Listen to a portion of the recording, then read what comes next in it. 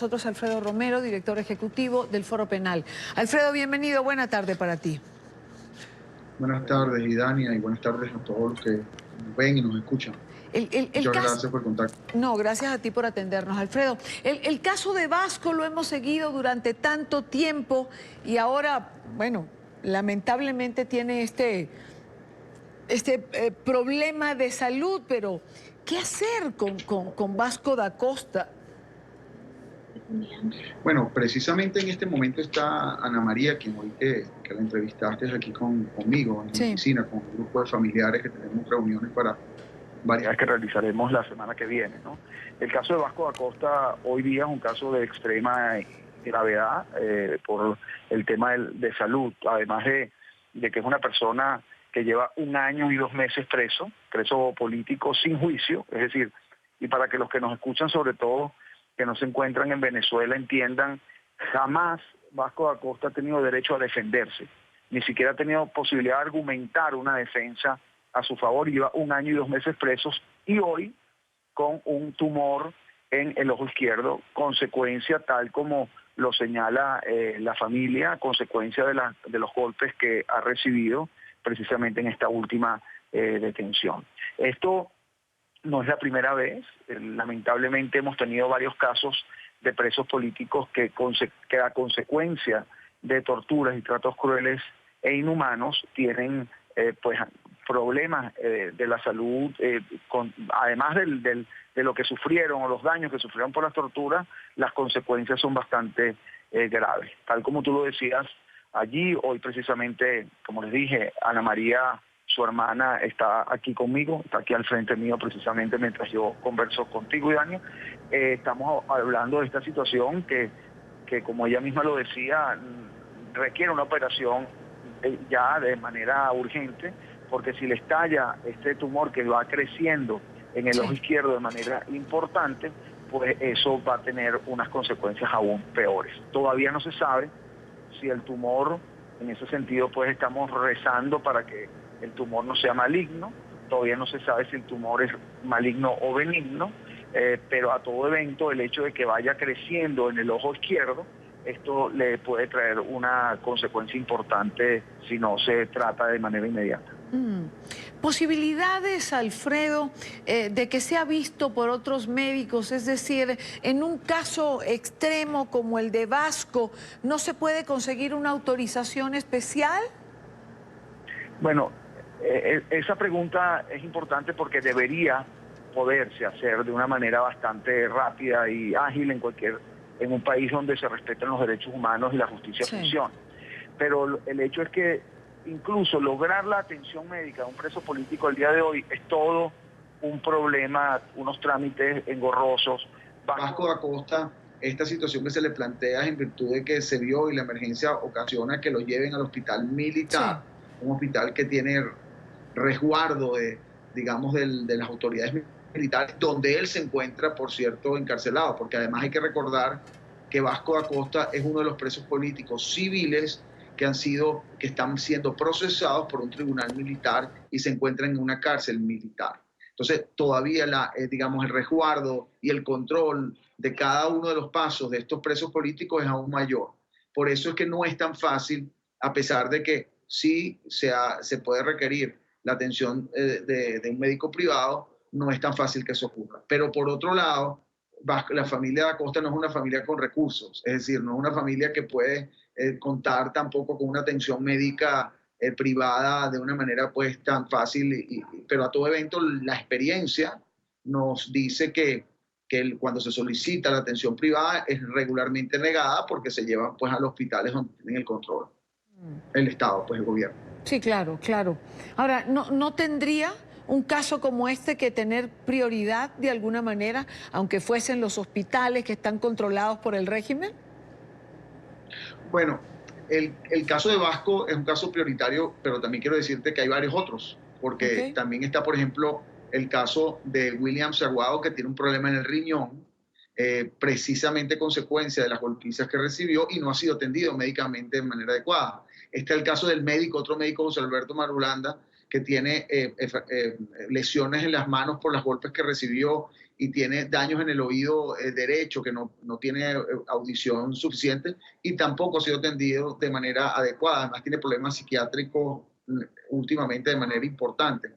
Entonces, claro, el caso de Vasco da Costa es prioritario, pero el caso de William Ceboa es prioritario, el caso de José Alberto Marulanda es prioritario, el caso de muchos otros son prioritarios y evidentemente pues tendríamos, no sería nada más el caso de Vasco da Costa, que debería ser atendido por un médico privado o por un médico de manera urgente, sino también muchos otros, ¿no? Entonces, nuestros requerimientos son siempre en cada uno de estos casos, pero como te dije, la experiencia, inclusive tratándose de médicos, como el caso de José Alberto Marulanda, que pudiese ser atendido hasta por un médico amigo o en el mismo hospital donde él trabajaba, los requerimientos de atención han sido en su gran mayoría de los casos retrasados, Sí. y la atención ha sido a través del hospital militar. Pero como lo hemos dicho también, y eso lo hemos denunciado ante las diferentes instancias nacionales e internacionales, lamentablemente la salud, es decir, los daños a la salud de las personas han venido siendo utilizadas como mecanismo también de tortura o trato cruel e inhumano para los presos políticos. Bueno, evidentemente es un trato cruel, pero también al final, Alfredo, uno termina pensando que no les importa, el estado de salud de la gente que tienen detenida. El caso de Marulanda es también un ejemplo perfecto, y de todos los que has mencionado. Si se mueren o no se mueren, al final al régimen creo que le da igual.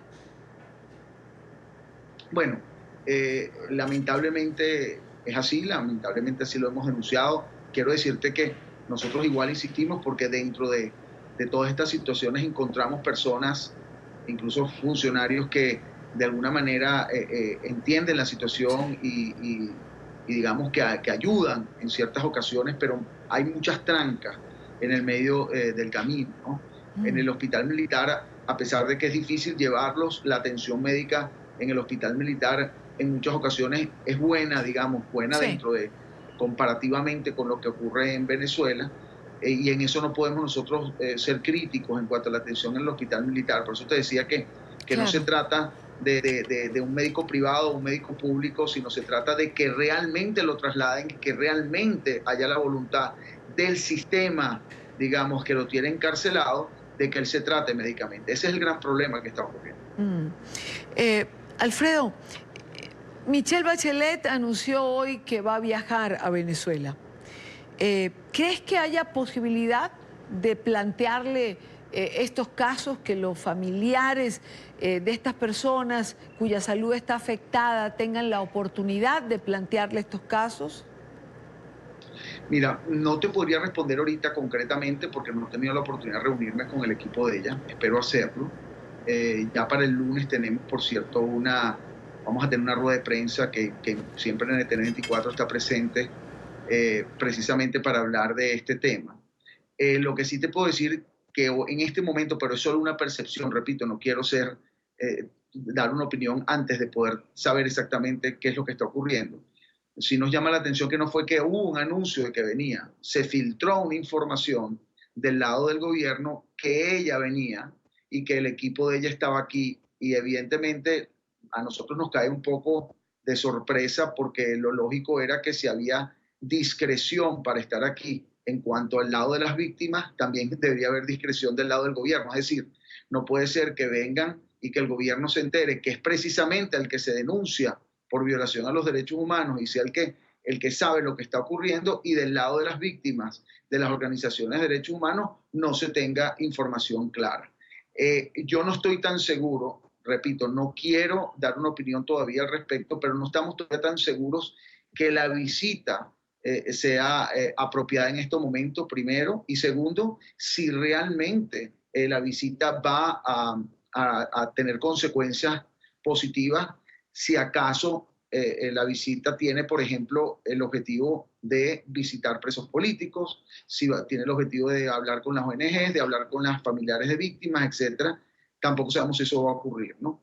Pero, como te digo, fue una sorpresa que se hablara de la visita tan de manera inmediata, y además que se esté hablando del supuesto convenio para la liberación de presos políticos, cuando el Foro Penal, que es la ONG que representa la mayor cantidad de presos políticos, no ni siquiera está enterado de qué presos políticos están hablando y realmente en qué condiciones se está hablando. Porque un tema importante, un poco adelantando lo que puede ser alguna opinión al respecto, es que primero estamos hablando de 773 presos políticos.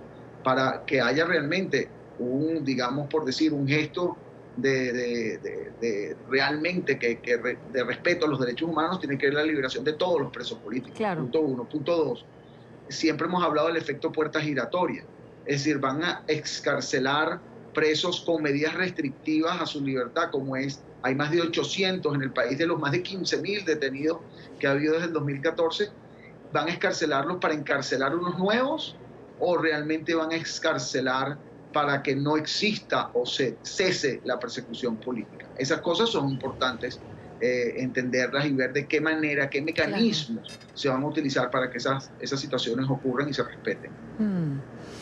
Bueno, creo que, digamos, hay mucho que tener claro todavía en relación a la visita de Bachelet.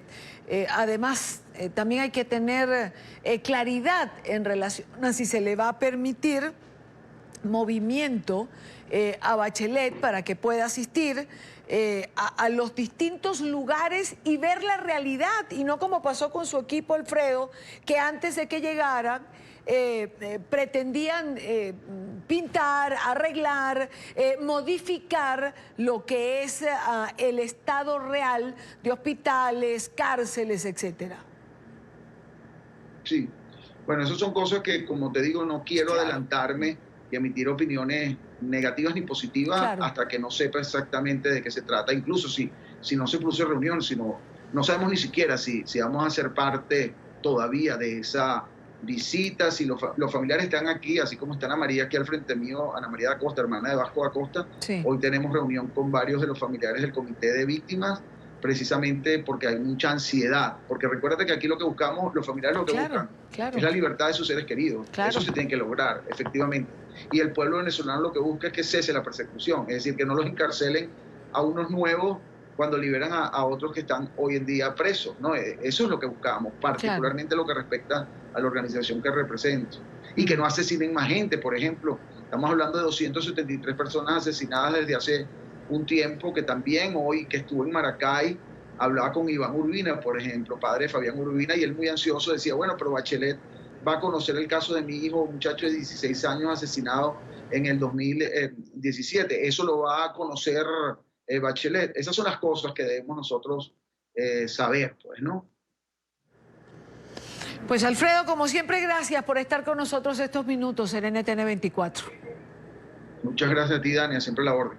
Vale, buena tarde. Alfredo Romero.